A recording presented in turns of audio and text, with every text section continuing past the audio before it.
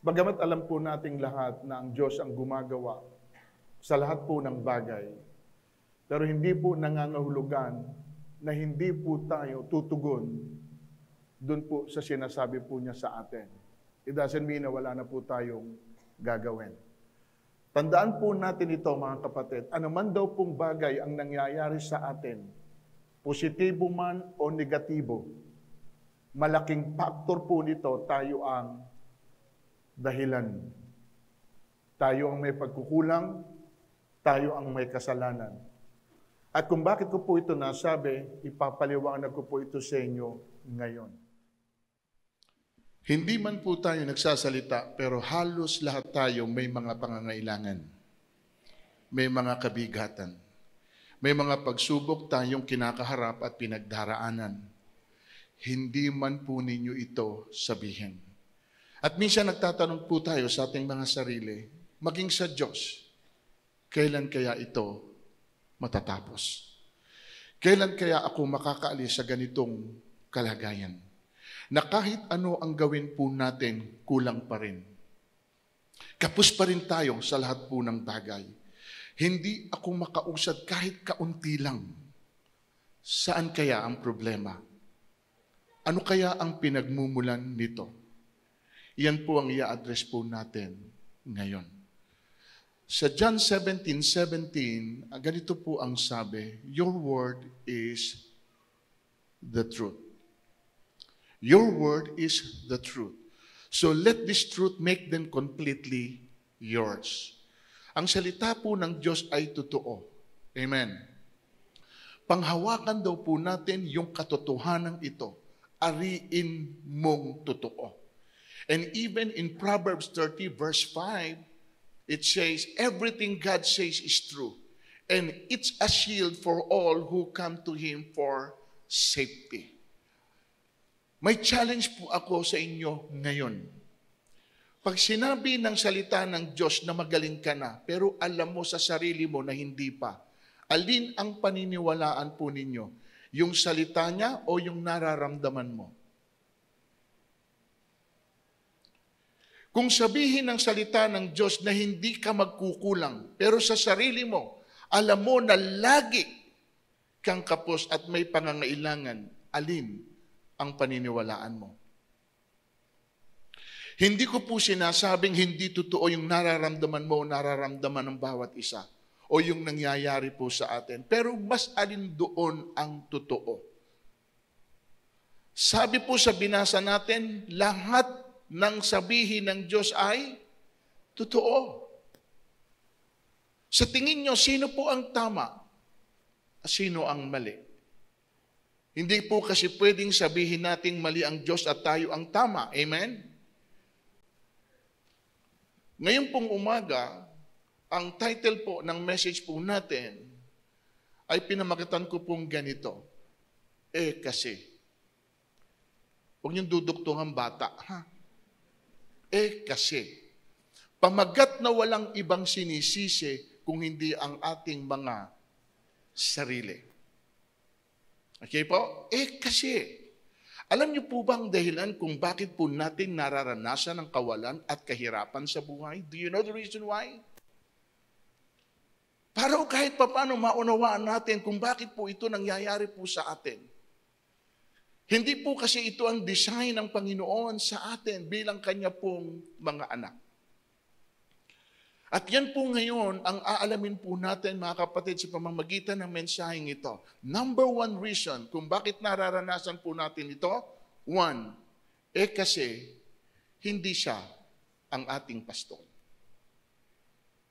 Hindi siya ang ating pong pastol. Awit 23 verse 1, si Yahweh ang aking pastol, hindi ako. Sinabi natin kanina, totoo ang salita ng Diyos. Amen. Sinabi rito, si Yahweh ang aking pastol, hindi ako. Tanong, totoo ba itong salitang ito o hindi?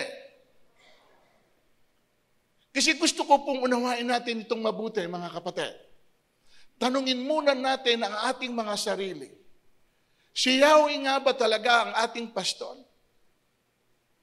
Kasi kung siya po talaga ang ating pastol, tulad po ni David, hindi rin daw po niya tayo kukulangin. Amen ba mga kapatid? So bigyan muna po natin ng description ang isang pastol. Ang isang pastol, mga kapatid, ay responsable o responsible siya sa welfare o sa kalagayan ng kanyang inaalagaang tupa. Una po yung proteksyon. Binabantayan po niya ito ng hindi maligaw, hindi manakaw o masila ng mga mababangis na hayop. Para po walang masama na mangyari sa kanyang mga tupa. Pangalawa, mga kapatid, ang pastol ang umaakay sa tupa para dalhin sa pastulan at kung saan meron pong tubig na maiinom. So yung pangangailangan ng tupa, problema yon ng pastol, hindi ng tupa. Ang pastol ang nagpo-provide ng lahat ng pangangailangan ng tupa. Am I right? Kaya yan po ang sinasabi ni David, mga kapatid. Doon po sa Psalm 23, ulitin nga po natin, and this time sama natin verse 2. Si Yahweh ang aking pastol, hindi ako magkukulang. Ako'y pinahihimlay sa mainam na pastulan at inaakay niya ako sa tahimik na. So yan po ang trabaho ng isang pastol. Amen. Ngayon, balikan po natin yung ating tanong, siya ba talaga ang ating pastol? Bakit ako nagkukulang? We have to admit that, mga kapatid. Lord, kung talaga ikaw ang aking pastol at totoo ang salita mo na sinasabi sa amin, kung ikaw ang aking pastol, hindi ako magkukulang, bakit hanggang ngayon? Para kasing hindi nagtutugma yung paniniwalaan ko dun sa sitwasyon na nangyayari at nararanasan ko. So sagutin po natin sa John 10, verse 15 and 27. Ako ang mabuting pastol. Nagpapakilalang Panginoon, ako ang mabuting pastol. Nakikilala ko ang aking mga tupa at ako na may nakikilala nila. Okay? Ano po ang description ng pastol? Sabi niya, ako ang mabuting. So kapag sinabing mabuting pastol, ano po ang hinahangad niya sa kanyang mga tupa? Pawang mabuti. Amen. Kasi siya yun eh. At ang sabi rito, nakikinig sa akin ang aking mga tupa. Nakikilala ko sila at sumusunod sila saan? Ang tunay palang tupa ng Panginoon ay nakikinig at sumusunod. Ngayon, tayo na rin po ang sumagot. Nakikinig ba tayo sa Kanya? Sumusunod ba tayo sa Kanya? Ang problema, marami sa ating mga tupa, nakikinig lang pero hindi po lahat sumusunod. At yung iba, pinipili na lang nila o natin yung susundin natin. Kung alin po yung convenient sa atin, yung magaan sundin. Kapatid, listen. Ang sukatan natin ng pagsunod, yung po bang madaling sundin o yung mahirap sundin? Kasi yung madaling sundin, kahit sino kaya itong gawin. Amen? So anong kaibahan mo sa kanila? Para daw masabi natin na nakasunod ka. Kasi nagagawa mo yung bagay na hindi kayang gawin ng iba. Nasusunod mo yung inuutos niya sa iyo na hindi kayang sundin nung pong iba. Yan po yung doon natin makikita yung difference. Amen? At ang pagsunod ay pagtitiwala doon sa pastol po natin na siyang nangangalaga sa atin at nagsasabi na hindi niya tayo iiwan at pababayaan. Hindi niya tayo pagkukulangin sa anumang kailangan po natin. Amen. Promise po yun. Kaya nga doon tayo nagre-rely sa salita ng Panginoon, hindi po doon sa present our situation. Kasi pwede po tayong madaya kung yun lang po ang titingnan natin. Amen, mga kapatid? Really, kung talagang siya ang atin pong pastol, we have nothing to fear about. Wala po tayong dapat din na i-worry. Bakit? Kasi yun po yung tungkulin ng isang pastol para sa kanyang mga tupa. And considering na tayo po ang kanyang tupa, mga kapatid, then problema ng Diyos kung paano niya ipoprovide ang pangangailangan natin. Amen? Ang kailangan lang po natin, mga kapatid, ay ang makinig at ang sumunod. O ito po yung pangalawang dahilan kung bakit po natin nararanasan ang kawalan at kakapusan. Kasi, hindi siya ang ating. Napakasimple lang mga kapatid. Hindi natin kailangan pong ikut-ikutin man natin, iisa ang magiging dahilan. At malinaw po yan, mga kapatid. Kaya sabi sa Deuteronomy 28 verse 1, kapag dininig ninyo ang tinig ni Yahweh at sinunod, ano katangian ang totoong tupa? Nabinasa natin kanina, ang totoong tupa ay nakikinig at kaya nga sabi niya, kapag dininig ninyo ang tinig ni Yahweh at sinunod. So kapag para sumunod tayo, mga kapatid, ay meron pong pangako sa atin ng Diyos. Ano pangako? Sundan natin sa 28 pa rin. Verse 12. Ano yung pangako niya? Bubuksan niya ang langit. Ibig sabihin, mga kapatid, hindi pala laging nakabukas ang langit. At siya pala ang may kakayahan at kapangyarihan na magbukas nito kung kanino man niya gustong ibuhos yung blessing na nanggagaling dito. At ibubuksan niya ang langit upang ibuhos. Ang alin? Ang ulan sa kapanahunan. Pagpapalain niya kayo sa lahat ng inyong at dahil dito, anong promise? Hindi kayo mangungutang bagkus kayo ang magpapahiram. Gagawin niya kayong pangunahin ng mga bansa, hindi tagasunod. Uunlad kayo at di mabibigo kung susundin niyong mabuti ang kautosang ibinibigay sa inyo ngayon. Ulitin ko, totoo ba salita ng Diyos? Yes! Hindi pwedeng sasabihin ito ng Panginoon na hindi yan totoo. Hindi po nagiging totoo ito dahil po tayo ang may problema. Hindi po natin ginagawa yung sinasabi po niya. The only way na mapatunayan mo na real, totoo, yung salita ng Panginoon, kapag kung ano po yung sinabi niya sa iyo, kahit po mahirap para sa atin, subukan mo, kaya nga madalas na sinasabi ng Panginoon, subukan mo, try me. Hinahamon ka try me. Kasi hindi mo pwedeng mapatunayan sa sarili mo na totoo yung sinasabi ko not unless sundin mo muna yung inuutos ko. Ngayon, yun ang sinachallenge sa atin ng Panginoon. Marami po sa atin, hindi nga natin kayang sumunod. Lalo na't napakabigat nito on our part. Lalo na kung ano po yung hinihiling niya na sundin mo para po sa Kanya. Amen.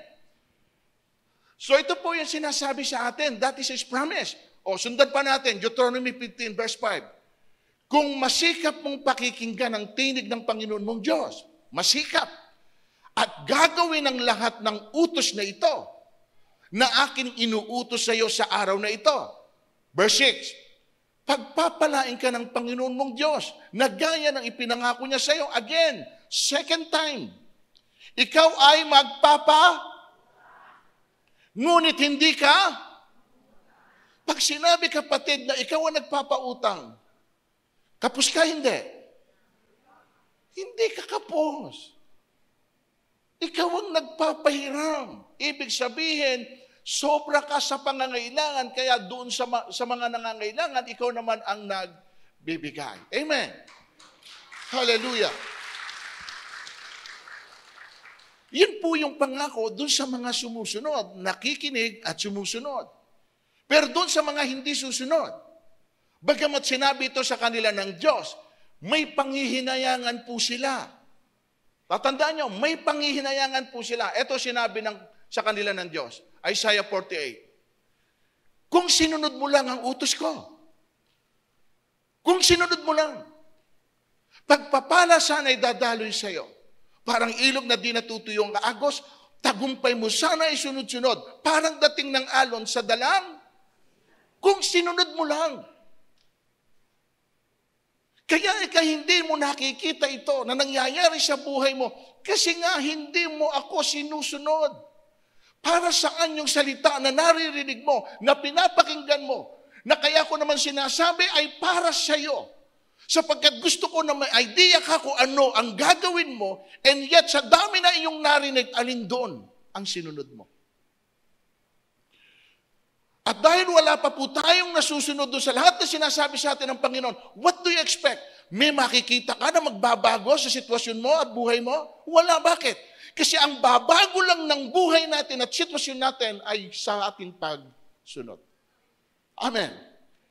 Yun ang sabi niya eh. At yun ang pinangahawakan po natin. Amen ba? Sana po hindi natin maranasan ang kakulangan at kawalan kung tayo ay sumusunod sa sinasabi ng Diyos. Hindi po dahil walang source, okay? Ang Diyos ang problema, hindi po karapat-dapat yung kanyang bibigyan. Paano mo raw pagpapalain yung ayaw sumunod sa iyo? Kahit po tayo ng mga magulang, subukan ninyo sa anak ninyo. Utusan ninyo, may sabihin kayo, pero ayaw kayong sundin. Sa tingin nyo, natutuwa kayo na sila ipagpalain. Kung tayo na magulang para sa kanila, bagamat mahal natin sila, pero saan din tayo bumabase? Doon din sa kanilang pagsunod. Likewise, ganun din po ang atin pong Panginoon. Tinitingnan din po niya sino sa atin ang willing sumunod doon sa bagay na sinasabi niya po sa atin. Amen. So siya ang ating pastol, our overseer. Ang tungkulin natin, pakinggan siya at sumunod lang sa kanya. Kung saan man tayo niya pastulan dadalhin. Siyang nakakaalam na makakabuti sa atin kung ano ang nararapat. Amen. It's a matter of trust. Kasi kung hindi ka nagtitiwala sa Panginoon, hindi ka nga susunod. Doon na magbabari yun, mga kapatid. Kung nagtitiwala ka, walang hindi ka gagawin para sa Kanya. Nagtitiwala ako Amen? Yun po ibig sabihin. Kahit iris mo ang buhay mo, dahil naroon ang pagtitiwala mo sa Kanya, gagawin mo. Awit 128, tingnan niyo sabi, mapalad ang bawat tao na kay Yahweh ay may takot. Ang maalab na adhika, tingnan niyo, yung word na ginagamit dito, yung terminology, ang maalab, parang nag-aapoy, ang kanyang nais, ang kanyang desire, sumunod sa kanyang utos. Nasa result, dahil nga nandun yung kanyang interest, nandun yung kanyang zeal ng pagsunod. Ano sabi niya? Hindi siya magkukulang saan? Sa anumang kailangan. Ang buhay niya ay maligaya at uunlad ang kanyang buhay. Ang sino man kung si Yahweh, buong pusong susundin, buhay niya ay uunlad at laging. Nakita niyo mga kapatid?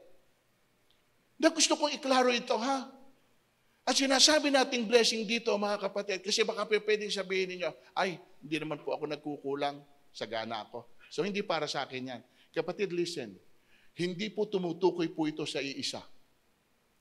Pwedeng sagana ka sa pinansyal na aspeto ng buhay, pero naghihirap ang loob mo sa maraming bagay. Kahit sabihin mong napakarami mo pang pera, kung may kahirapan ang loob mo dahil may iniintindi ka ng mga bagay na hindi normal na nangyayari sa iyong buhay, maging sa buhay ng iyong pamilya, then pwede kong sabihin, hindi ka rin masaya. Amen? Kasi dito ang sinasabi sa atin ng Panginoon sa lahat ng aspeto ng buhay natin. At kung meron mang ilan, at least na-appreciate pa rin natin yon, na mabuti pa rin ang Panginoon dun sa area na yon, kahit sabihin natin hindi pa sapat yung nakikita natin. Amen ba mga kapatid? So kayo na po ang magsabi, base dito, kapag sinunod natin ang Diyos, hindi tayo magkukulang dahil uunlad ang ating mga buhay. Ano lang po susi? Makinig at sa tingin nyo, nauubos ang kayamanan ng Diyos? Hindi. Tingnan nyo, Philippians 4:19. At buhat sa kayamanan niyang hindi nauubos. Ibibigay niya ang lahat ng inyong kailangan sa pamamagitan ni Kristo Jesus. But kailangan niyang sabihin po ito. What He is trying to prove. Alam naman natin na siya po ang may-ari ng lahat ng bagay. Tama po ba? Pero bakit kailangan niya ito? Nagyayabang ba ang Diyos? Hindi nauubos ang kayamanan niya? Hindi. Pero gusto niya ipaunawa sa atin na hindi po kukulangin ng Diyos.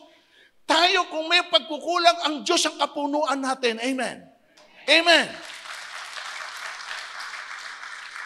Yun yung sinasabi niya sa atin. Kung ako ka na iyong pastol, ako na iyong ama, sagana sa lahat ng bagay. Mga kapatid, napakahirap isipin sa natural na ikaw na isang ama ay napakayaman. Pero natitiis mo ang anak mo na nandun sa lansangan, ang buhay ay parang hampas lupa. Bakit natiis? Choice niya yon. Amen? Kasi sino man pong magulang, ang nais po para sa kanyang mga anak ay mapaganda ang buhay. Amen? Pero may mga choices eh. Dahil ayaw mong sumunod sa patakaran ko, ayaw mong pakinggan yung sinasabi ko at payo ko sa iyo, gusto mo buhay mo ang masunod, then ililit ko kita. Do it your own way. O, ngayon, kapag nakikita na nag-struggle ka, nahihirapan ka, kahit may resources ako, hindi ko ibibigay ito sa iyo. Bakit? Dahil naaawa ko sa iyo, hindi. Gusto kong matuto ka sa sarili mo na ang lahat ng bagay, mga kapatid, eto, ay bunga ng paggalang at pagsunod doon sa pinanggagalingan ng blessing mo.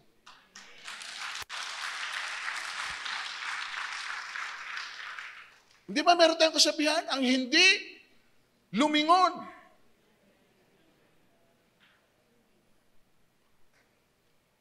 Sa pinanggalingan. Amen ba mga kapatid? Leviticus 26:3. Kung susundin nyo ang aking mga tuntunin at tutuparin ang mga utos ko, they keep on saying this word. Uulan sa kapanahunan at mamumunga ng sagana ang mga punong kahoy. Ano pat nakaraan na ang pitasan ng prutas. At taniman na uli, gumigig pa kayo.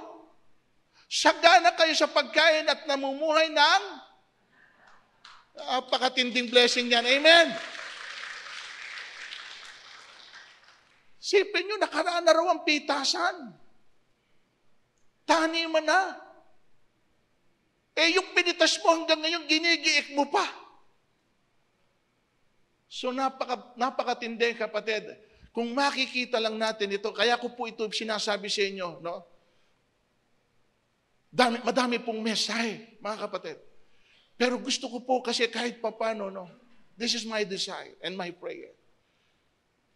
Na sa buhay po natin, kung gusto po natin na hindi po tayo magtiis sa buong taon na ito, simulan po natin ng tama kung ano yung nararapat sa unang buwan ng taong 2024 nang makita natin kung ano kasagutan nito sa December 2024. Amen?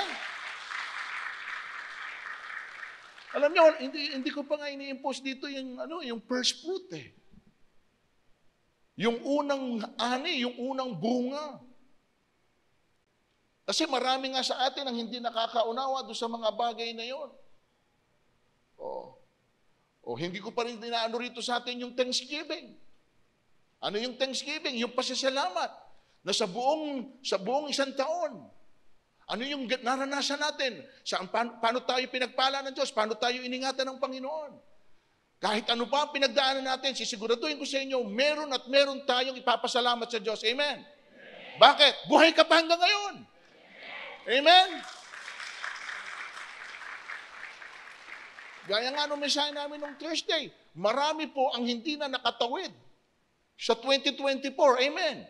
Sa 2023 lang, ipinikit na nila ang kanilang mga mata. Hindi na po sila nakatawid. Ikaw, napaka-bless mo. Bakit? Sa anumang pinagdaanan mo, nakaranas ka rin ng magkasakit. Amen? Nakaranas ka rin ng kakulangan. Pero naitawid ka ng Panginoon. Ganyang kabuti ang Diyos sa bawat isa sa atin. Amen? And we have something to thank Him about. Meron at meron tayong ipapasalamat sa Panginoon kung iyan ang hahanapin mo. Hindi yung kawalan mo, hindi yung mga pangit na nangyari sa iyo, kundi kung ano yung magagandang bagay pa na inihahanda ng Diyos sa lalakaran mo. Amen? Kaya lang hindi nga natin po ginagawa pa rito. Pero napakagandang practice po noon, mga kapatid. Sana nga loobin ng Diyos na sa susunod, sa December, kung darating pa tayo sa ganoon at hindi pa darating ang Panginoon, siguro po, ngayon pa lang, sasabihin ko na sa inyo, maghanda po tayo ng ating pong ipapasalamat doon po sa araw na yon. And at the beginning of the year, magkaroon po tayo ng yung sinasabi nating first fruit, first offering. Para po kahit papano ma-cover ng Panginoon yung the whole year round. Kung ano man daw po kasi, ang lahat ng blessing ay nanggagaling sa seed. Amen. Sa seed nang gagaling ang lahat ng prutas na iyong mapipitas at kakainin. Amen? Hindi ka pwedeng may mapitas at kakainin prutas nang wala kang itatanim. Yun lang po yun, mga kapatid. Okay? So Exodus 15:26, nasaan na tayo? Ang sabi niya, kung ako'y buong puso niyong susundin, kung gagawin niyo ang matuwid at susundin ang aking kautusan at mga tuntunin, o ano, another blessing, hindi ko ipararanas sa inyo alinmang mga sakit na ipinadala ko. Sino nagpadala ng sakit? O, kita niyo kapatid, mamaya, masusurprise kayo. O, eto sabi niya, akong si Yahweh ang inyong manggagamot. O, kahit pala hinayaan din ng Diyos na maranasan natin na magkasakit, kung siya man ang nasa likod nito, may promise sa iyo, kapag sinunod mo ako ring Diyos na nagpadala ng sakit mo, ako rin ang magpapagaling nito. Because I am your doctor. So ipinakikita ko lang po mga kapatid, yung talatang pong ito para po malaman natin na laging iyan ang kanyang instruction. Kung kayo'y susunod, eto ang gagawin ko sa inyo. Ito ang pagpapala nyo.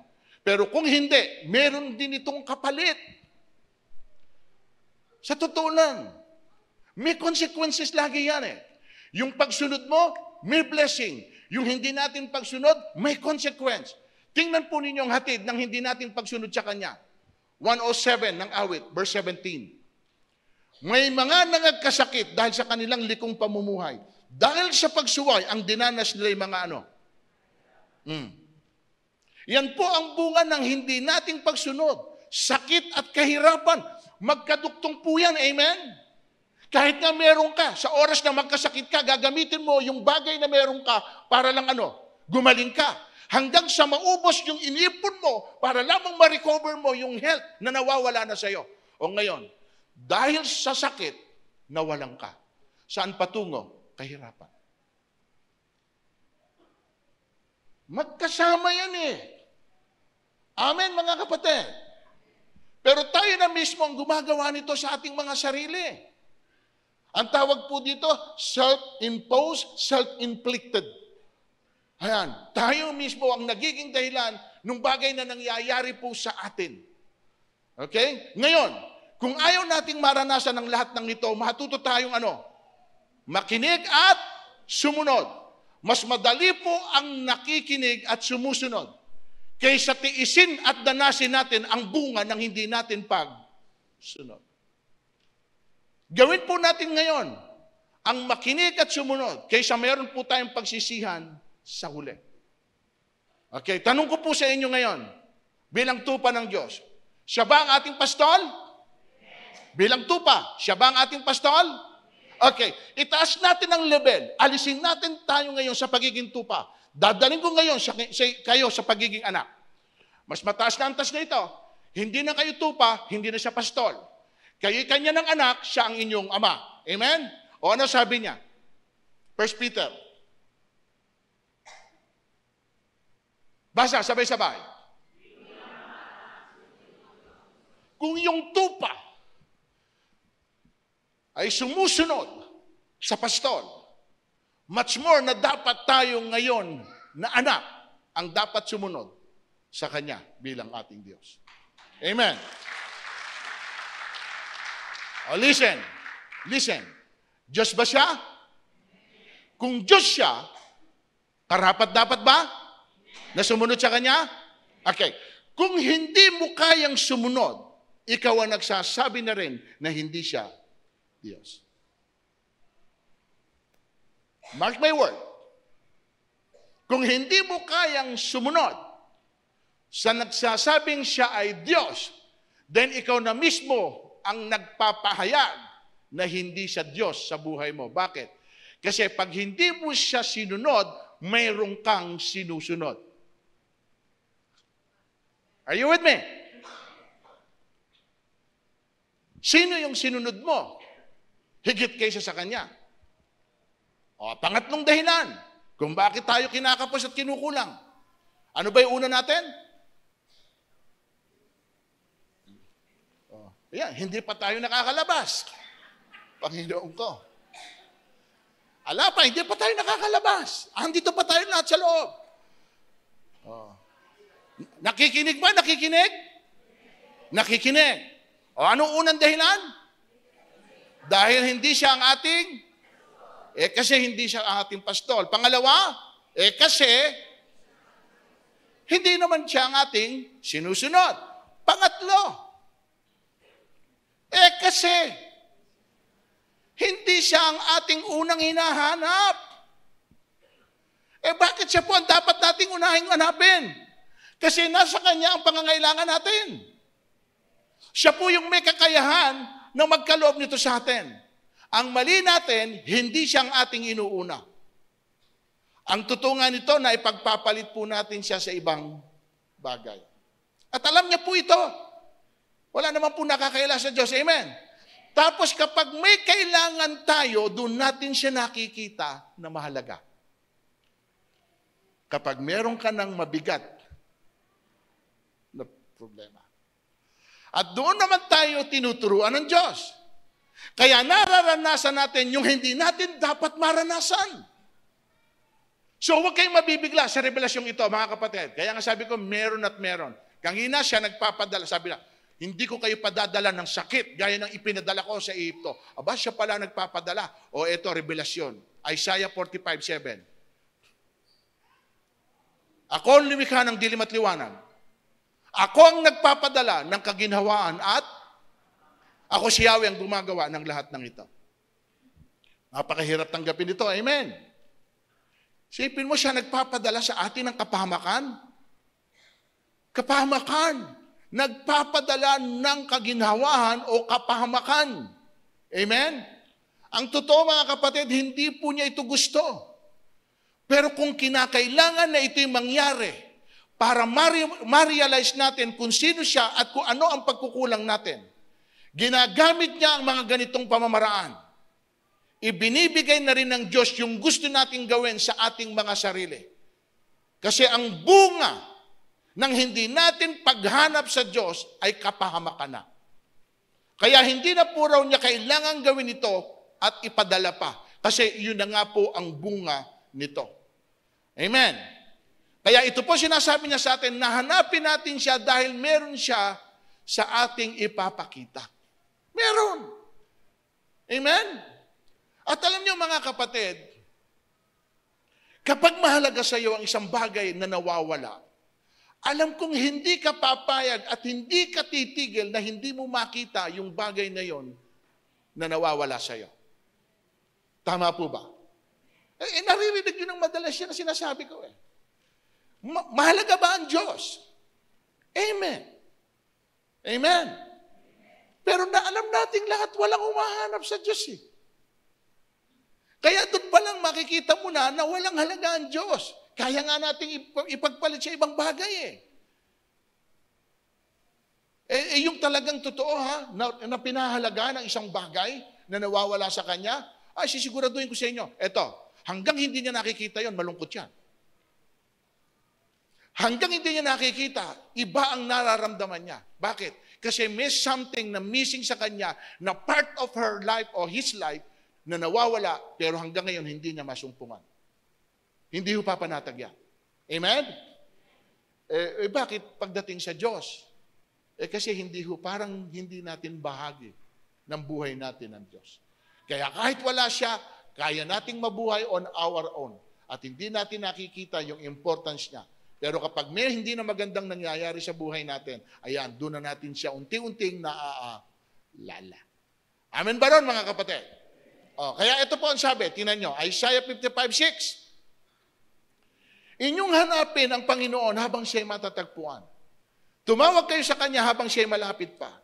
Dito po sa salitang ito, kayo na po ang mag-analyze. May sense of urgency po ba? O wala? May sense of urgency? Yung pong word na habang siya. Alam niyo yung word na habang siya? Meaning, hindi laging tayong makakalapit sa Kanya. Hindi laging nating matatagpuan siya. Hindi po dahil mawawala siya. Kung hindi tayo ang mawawala ng pagkakataon na gawin ito sa sarili natin kapag lumipas na ang lahat ng bagay. Opportunity itong ibinibigay niya sa atin, so gawin natin habang tayo'y may pagkakataon at panahon. Amen? Hindi sa lahat ng pagkakataon. Laging nandyan siya.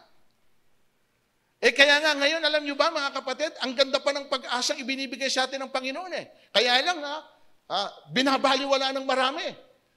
Alam nyo ba hanggang sa ngayon, ay nasa panahon tayo ng habag? We are under grace of God. Tandaan nyo, pagkatapos na po nung period na po ito, papasok na po tayo sa Judgment Day. Wala na po yung grace. Ito po ang panahon na dapat magsikap ang lahat ng tao na ilapit na nila ang sarili nila sa Panginoon. Anuman po ang inyong nakaraan, anuman ang inyong pinagdaanan, kayo man ang pinakamasamang tao na nabuhay sa daigdig na ito. Kapatid, hanggang nakapaloob tayo doon sa habag ng Diyos, welcome po kayo. Kaya tayong patawaring lahat ng Diyos. Amen. Amen. Pero kapag umalis na po tayo sa period na ito of grace, at pumasok na po tayo sa Judgment Day, wala na po kayong chance doon. Iba na po ang kaparaanan doon ng Panginoon. Kaya sa bawat pagkakataon na binibigay sa atin, samantalahin po natin mga kapatid. Don't take it for granted. Are you with me? Marami po kasi sa atin ang hinahanap lang blessing, hindi po yung blesser. Yung pong pagpapala at hindi po yung nagpapala. Yung ibinibigay, hindi yung nagbibigay. Ang hinahanap natin sa Diyos ay ang kanyang kamay, hindi ang kanyang mukha. Ang hindi natin alam mga kapatid, sa oras na mahanap natin, yung kanyang katuwiran, yung kanyang kaharian, kusa pong kumikilos ang kanyang mga kamay. Tingnan po ninyo sa Matthew 6:33. Ngunit hanapin muna ninyo ang kanyang katuwiran at ang lahat ng bagay na ito ay pawang. Hanapin muna ninyo. Hanapin natin siyang una. Yung pagharian niya tayo, at ano po ang pangako niya? Ang lahat ng bagay ay pawang idaragdag sa iyo. Mahalaga po rito ay siya. Yung blessing, dagdag na lang. Amen. Kaya tayo again, kinukulang, kasi kinukulang din tayo sa Kanya na hanapin siya, na pag-ukulan siya ng panahon. Kasi kapag may hinahanap ka, gusto mo agad na makita. Depende ito sa klase ng iyong hinahanap. Pero meron pong hinahanap na it takes time. At kailangan mo siyang pag-ukulan ng oras at panahon. Yan ang ibig sabihin dito ng ating Panginoon na hanapin natin siya. Mag-spend tayo ng oras. At huwag daw po tayong napapagod at nagsasawa na hanapin siya dahil oras na makita natin siya, meron po siyang reward. Meron po siyang gantimpala para sa atin. Amen? Kaso ang dali nating mapagod. Hindi po tayo sanay na magsakripisyo. Hindi natin kayang mag-ubos ng oras para sa Kanya. Dahil parang ang dami nating gagawin sa buhay. Lagi tayong nagmamadali na parang may hinahabol na wala naman. Ngayon, ano inaasahan natin mula po sa Kanya? Hindi po magiging totoo ang salita niya, maging yung sinasabi niya kung hindi natin gagawin o susundin yung sinasabi niya sa atin. Kaya ako binabanggit ito sa inyo mga kapatid. Kung tayo'y nahihirapan sa buhay, alam niyo po ang dahilan. Hindi siya ang ating pastol, hindi siya na ang ating sinusunod, hindi siya ang ating hinahanap. May iba tayong hinahanap, kaya hindi natin ito makita. Kaya hanggang ngayon, mga kapatid, ganito pa rin ang sitwasyon ng buhay ng iba. Hindi pa ba tayo napapagod, mga kapatid? Simple lang yung gagawin natin at itinuturo naman sa atin. Ngayon tayo na rin ang sumagot. Sino po ang totoo? Salita ng Diyos o yung katuwiran natin?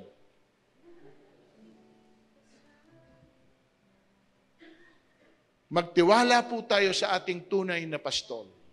Hindi po niya tayo pagkukulangin sa anuman pong bagay. Provided lang na makinig tayo sa Kanya at sumunod kung anuman ang sasabihin niya at inuutos. Maging totoo po tayo sa ating mga sarili. Aminin natin na tayo po ay may pangangailangan. Amen? Okay? Ang mahalaga po sa Diyos, aminin natin yung ating pagkukulang. Na tayo ang may kasalanan, na tayo ang dahilan ng mga nangyayari sa atin pong buhay. Kasi meron tayong hindi nasusunod sa sinasabi niya sa atin. At kita naman po ito sa kalagayan natin. Salungat siya naririnig natin sa sinasabi niya sa atin. Kapatid, hindi natutuwa ang Panginoon. Gusto niya na makita kahit pa paano. Natatandaan niyo sa John 10:10, I came to give you life and have it more abundantly. Sa 3 John, I wish above all things that thou mayest prosper, be in good health. Iyan po ang plano ng Diyos. Yung sa Jeremiah 29:11, not to harm you, but to prosper you, to give you hope and a future. Pero ba't hindi nangyayari yung gusto ng Diyos? Napakasakit ito sa puso ng Panginoon na gusto niyang makita yung bagay na ito na nagaganap sa buhay natin. Pero tayo mismo ang siyang pumipigil nito dahil nga ayaw nating sundin yung sinasabi niya sa atin. Kapatid, ulitin ko. At dito ko isasarado. Mas madali ang sumunod sa inuutos ng Diyos kaysa sa tiisin mo't danasin yung pong bunga ng hindi mo pagsunod. Hindi mo yan makikita ngayon, pero sisiguraduhin ko yan, makikita mo pagdating ng araw. At doon mo ngayon masasabi sa sarili mo, sayang kung alam ko lang. Kung gagawin mo lang din naman ang sumunod sa Diyos, bukas sa makalawa, huwag mo nang hintayin pa na may makita ka na magiging dahilan para lang mapilit mo ang sarili mo na sundin siya kasi hindi mo na kayang tiisin pa yung mga nangyayari na hindi maganda sa buhay mo. Hindi ito pananakot, kapatid. And here is my conclusion. Deuteronomy 30:15. Nasa inyo ngayon. Nasa inyo ngayon ang kapasyahan. Kayo pipili. Buhay o kasaganaan. Kahirapan o kamatayan. May pagpipili? Sino ang magdidesisyon? Ang mahalaga, naglalatag ang Diyos. Mahirap mamili kung wala kang pagpipilian. Madaling pumili kung nakalatag dyan, pipili ka na lang. Titingnan mo, ano ba ang makakabuti sa iyo? Alin ba rito ang magdadala sa iyo ng mas maganda? O alin dito ang magdadala sa iyo ng kapahamakan? Humingi ka ng wisdom sa Panginoon. Ikaw ang pipili, inilalatag niya ngayon sa iyo. Tayo pong lahat ito mayon. Tayo po'y manalangin sa Panginoon. Let's bow down before God. I pray that the bread of life satisfy you. The living water fills you. I pray that your heart will continue to be joyful and thankful in whatever circumstance you may face today. That your spirit finds the strength and courage of the Holy Spirit covering you through. I pray that our God, the Father, heal all our sickness and disease. And even all the people we love shall be healthy and strong in the mighty name of Jesus Christ. I declare open heaven over your life. And I claim for your floods of blessing and favors as you abide in Him and His faithful word. You are designed to success. You are designed to conquer. You are delivered for His glory. In Jesus' mighty name I pray. Taas po natin ang ating mga kamay for the benediction. May the abundant grace of our God the Father, may the covering mercy of the Lord Jesus Christ, and by the anointing of the Holy Spirit be with you and your whole family today. In Jesus' name. And all the people of God will say, Amen. God bless you all. I love you with the love of the Lord.